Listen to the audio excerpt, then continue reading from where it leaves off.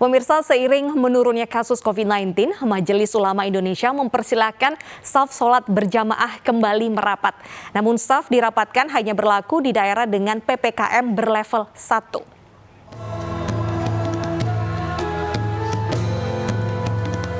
Majelis Ulama Indonesia mempersilahkan umat Islam merapatkan saf sholat berjamaah di masjid untuk daerah yang kasus COVID-19 sudah dapat dikendalikan. Khususnya di daerah level 1 atau zona hijau. Artinya, ini berlaku bagi daerah di Jawa Timur dengan total 6 kabupaten yang kini sudah masuk dalam zona PPKM level 1. Salah satu masjid yang menggelar sholat Jumat dengan saf rapat, yakni di Masjid Baitul Mutakin, Desa Karangrejo, Kecamatan Gempol, Kabupaten Pasuruan pada siang nanti. Bahkan hambal atau karpet sudah digelar untuk sholat wajib berjamaah yang akan diikuti ratusan warga.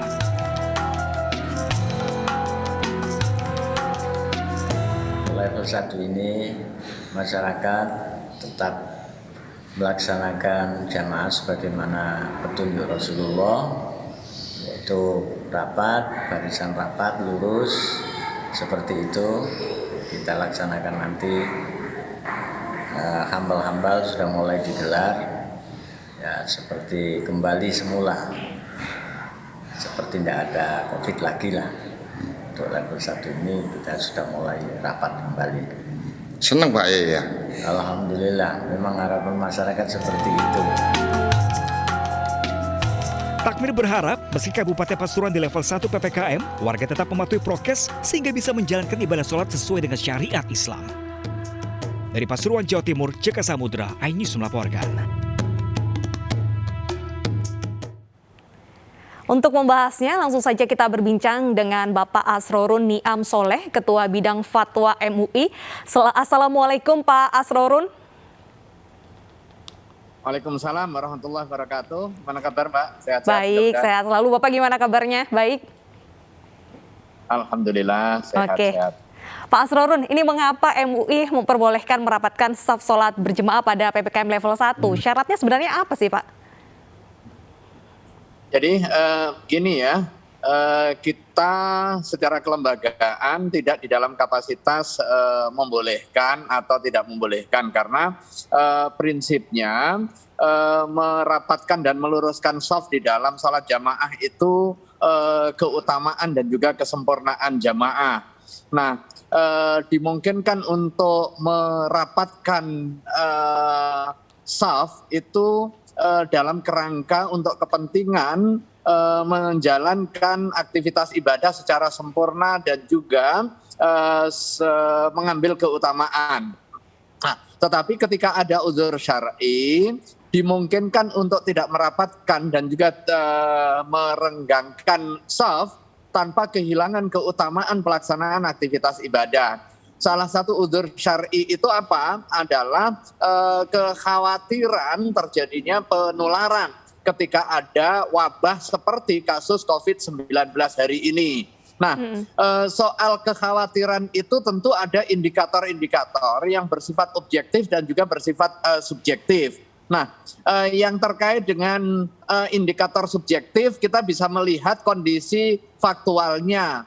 Misalnya, pada satu masjid yang jamaahnya terbatas dan juga tertutup, sehingga diketahui masing-masing jamaah itu riwayat kesehatannya. Dia dipastikan dan diduga kuat sehat. Maka dalam situasi yang seperti ini, kecil kemungkinan terjadinya penularan dan karenanya tidak ada kekhawatiran yang bisa menjadi faktor untuk merenggangkan dan atau melonggarkan saf. Akan tetapi jika ada dalam masjid yang bersifat publik, jamaah bisa datang dari mana saja yang tidak dikenali satu-satunya, maka kekhawatiran itu pasti tetap ada. Sehingga perenggangan saf ini masih dimungkinkan di dalam kerangka untuk wiqayah, kerangka untuk mencegah dan juga langkah antisipasi agar potensi penularan itu bisa diminimalisir. Nah, itu yang perlu dilihat. Nah, ketika pemerintah melakukan langkah-langkah pengendalian COVID dan alhamdulillah hingga hari ini sudah mulai terkendali, sekalipun pemerintah masih menerapkan PPKM, tetapi dengan beberapa klasifikasi atas kondisi faktual di daerah, tentu tidak serta-merta kemudian kita berkesimpulan bahwa kondisi hari ini sudah bebas dari wabah COVID. Baik, Pak Asrorun. Karenanya secara nasional belum ditetapkan sebagai daerah bebas COVID. Dan karena itulah secara syar'i masih ada uzur dibolehkannya perenggangan shaf ketika sholat jamaah, baik jamaah rawatib maupun pelaksanaan sholat jumuahnya. Pak Asrorun, nanti jika shaf boleh merapat di level 1, tapi level lain tidak boleh karena khawatir akan ada penularan. Apakah ini nanti tidak membingungkan, Pak? Nah, justru itu yang perlu kita pahami bersama-sama bahwa leveling itu hanya menunjukkan kepada tingkat potensi penularan yang didasarkan kepada angka positif di suatu daerah. Kalau untuk level 1 itu angka positif COVID kurang dari 20 dari 100.000 penduduk per minggu. Nah, ini hanya menunjukkan indikasi daerah itu sudah mulai mampu mengendalikan penularan wabah COVID. Tetapi bukan berarti itu hilang sama sekali.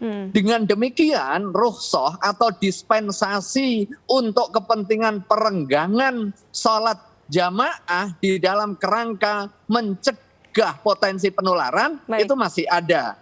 Dan jika sholat jamaah dilakukan dengan protokol kesehatan melalui perenggangan shaf, itu tidak mengurangi keutamaan aktivitas ibadah. Baik, Pak Asrorun, apakah pihak MUI sudah berkoordinasi dengan Satgas atau mungkin Pemprov Jawa Timur? Karena yang level 1 ini kan baru Jawa Timur, Pak, terkait dengan dispensasi perenggangan ini, Pak.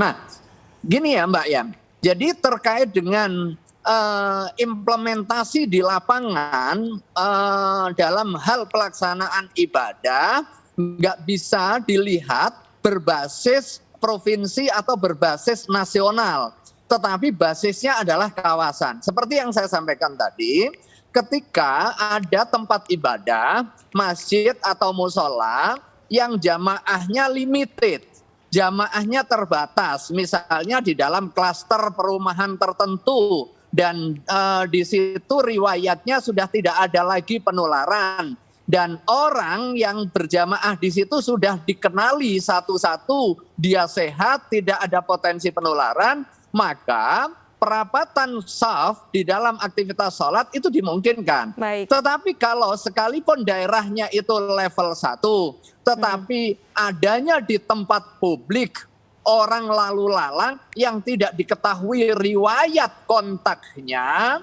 maka dalam situasi yang seperti ini, rukhsah atau dispensasi untuk merenggangkan shaf masih tetap ada. Baik, terima kasih Pak Asrorun atas informasinya. Semoga kedepannya COVID semakin menurun agar ibadah tak lagi terganggu. Terima kasih sudah bergabung di iNews Siang.